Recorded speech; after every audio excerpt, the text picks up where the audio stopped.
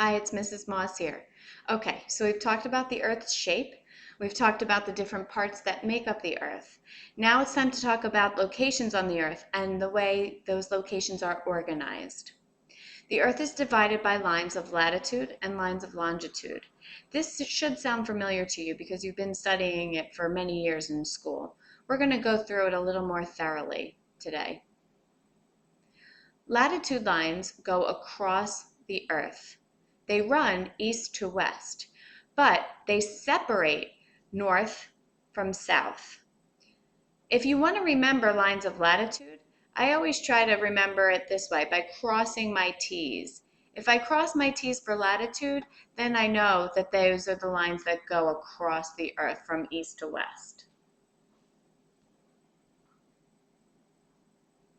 So let's take some notes. Latitude is the line of reference for the latitude, where the starting point is the equator, and the equator's degree is 0 degrees. So anything above the equator is considered north, and anything below the equator is considered south. So therefore, the equator divides the Earth into northern and southern hemispheres. This is a picture of the equator highlighted in red. Everything above the equator is considered north. Everything below the equator is considered south, as I said before. These group of people are standing on the equator, so therefore they're in two hemispheres at once. Kind of cool, huh? The maximum degree of latitude is 90 degrees north, or the North Pole, and 90 degrees south at the South Pole. Latitude lines run parallel around the Earth, which means, if you remember from your math skills, parallel lines never touch. So these lines of latitudes never touch. And if you see here in this picture, the lines of latitude just run across. They never touch. What is Polaris? This seems like a random question, perhaps, but Polaris is known as the North Star. And the reason we need to bring up Polaris is that it's directly related to our latitude. The North Star is located directly above the Earth's axis at 90 degrees north. And if you know your angle to your North Star, then you know your latitude. Therefore, your altitude Polaris equals your latitude. This, I cannot stress enough, is very important. I'm going to star it in my notes, and I would recommend you do the same. Your altitude of Polaris equals your latitude.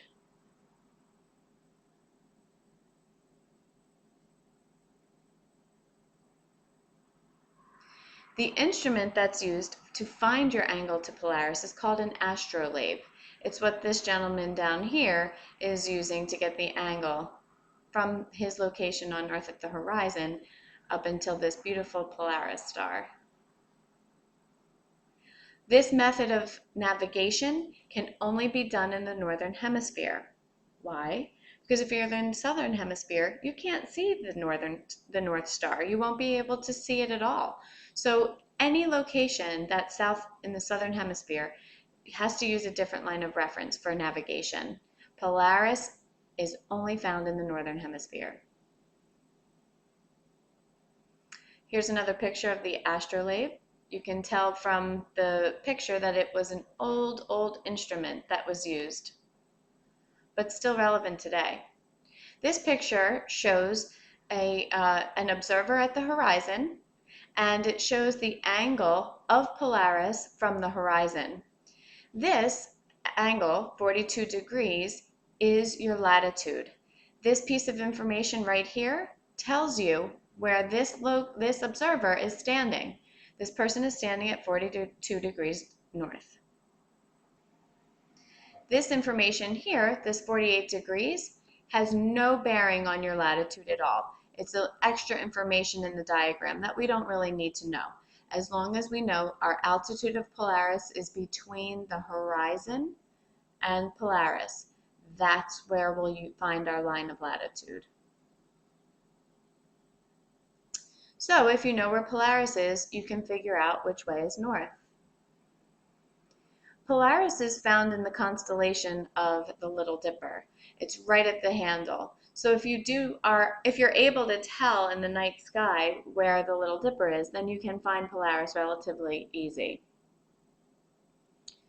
These are pictures of star trails. This picture has been taken through exposure set at a very high rate of exposure.